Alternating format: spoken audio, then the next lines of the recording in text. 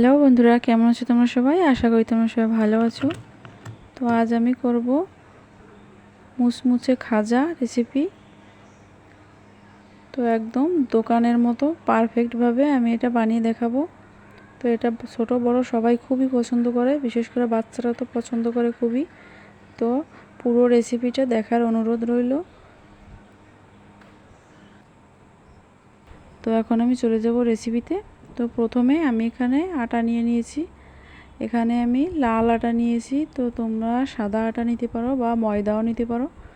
আর আমি দিয়ে দিচ্ছি এখানে হাফ চামচ বেকিং পাউডার ও হাফ চামচ লবণ, আর দিয়ে দিচ্ছি সাদা তেল 2 চামচের মতো। তো তেলটা দিয়ে ভালো করে মাখিয়ে নিতে হবে। আমি বারবার দিচ্ছি, 2বারে দিচ্ছি, একবারে দিলে ভালো মিশবে না। এবার আমি জল দিয়ে ভালো করে নর্মাল যেভাবে তোমরা আটা করো সেভাবে মেখে নিচ্ছি। তো আমি মেখে এখানে আমি 5টা রুটি করব। তো তোমরা চাইলে 4টে দিয়েও করতে পারো, তো আমি 5টা করছি। তো রুটিগুলো ভালো করে বেলে নিতে হবে। রুটি যেভাবে বেলো ওর থেকে একটু পাতলা করলেও হবে বা ওরকম করলেও হবে। তো রুটিগুলো ভালো করে বেলে নিতে হবে। তো আটাটা একটু শক্ত করে সেনতে হবে যাতে লেগে না যায়। তো আমি রুটিটা বেলে নিচ্ছি।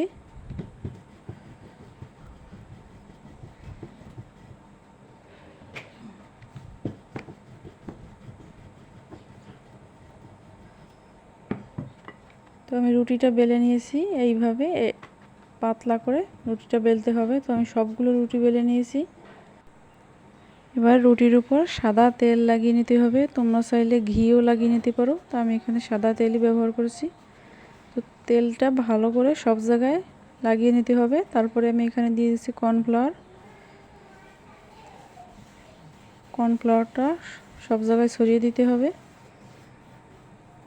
তেলটা আগে দিতে হবে, আগে কর্নফ্লাওয়ার দিলে হবে না। তো এখানে এইভাবে আমি আরেকটা রুটি দিয়ে দিচ্ছি।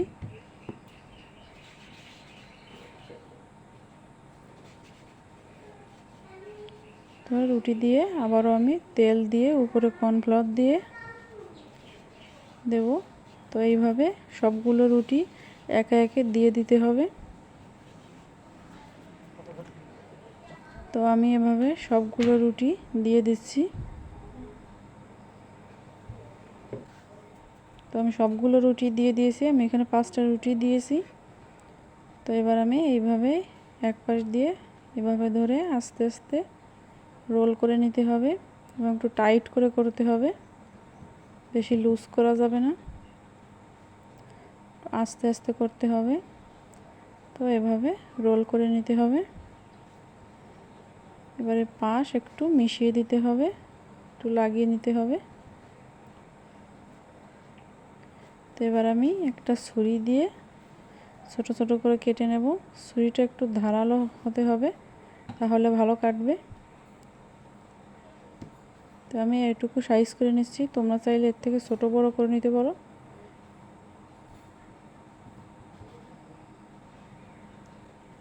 তো আমি সবগুলো কেটে নিয়েছি।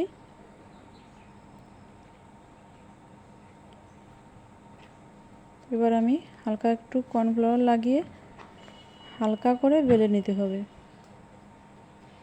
বেশি পাতলা করা যাবে না, তাহলে কিন্তু একদম লেগে যাবে।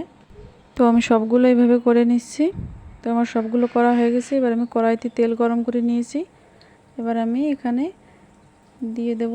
তো একবারে বেশি দেওয়া যাবে না, আমি এখানে 3টে করে দিচ্ছি। তো একটু সময় নিয়ে ভাজতে হবে, একটু মুচমুচে করে ভাজতে হবে। আর তেলে দেওয়ার পরে আস্তে আস্তে ফুলে উঠবে।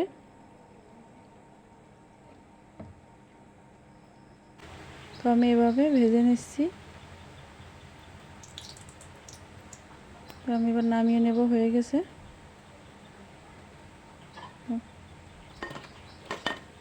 তো পাশ দিয়ে কিন্তু একেবারে ফুলে ফুলে গেছে। তো আমি এভাবে সবগুলো ভেজে নিয়েছি, পাশে কিন্তু একেবারে ফুলে গেছে।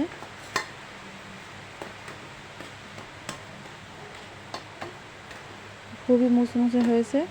তো আমি এটা 10 মিনিটের মতো রেখে দিয়েছিলাম। এবার আমি এখানে একটা প্যানে আমি 1 বাটি চিনি নিয়ে নিয়েছি আর সামান্য একটু জল দিয়ে দেবো। শিরা তৈরি করার জন্য।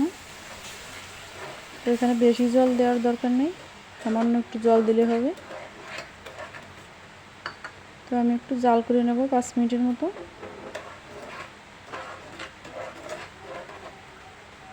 তো আমি জাল করে নিয়েছি 5 মিনিট। এভাবে হাত দিয়ে একটু দেখতে হবে যে 1 তারের বা 2 তারের মতো হয়েছে কিনা, তখনই দিয়ে দিতে হবে। দিয়ে একটু এপাশ ওপাশ উল্টে দিতে হবে, শিরাটা ভিতরে ঢুকিয়ে দিতে হবে। তো এভাবে সবগুলো আমি দিয়ে নামিয়ে নিচ্ছি। তো আমি এইভাবে সবগুলো শিরার ভিতর ডুবিয়ে উঠিয়ে নিচ্ছি। দেখো কতটা মুচমুচে হয়েছে।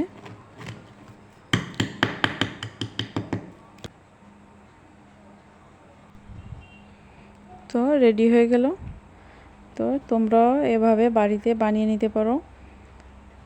এটা খুবই অল্প উপকরণে বাড়িতে বানানো যায়, খুব সহজে, এবং এটা খেতে খুবই ভালো লাগে। ছোট বড় সবাই খুবই পছন্দ করবে। তো তোমরা বাড়িতে এভাবে ট্রাই করো, আর রেসিপিটা কেমন হয়েছে কমেন্টে জানিও। রেসিপিটা যদি তোমাদের ভালো লাগে চ্যানেলটি সাবস্ক্রাইব করে দিও, আর ফেসবুক থেকে দেখলে পেজটিতে একটি লাইক দিয়ে দিও।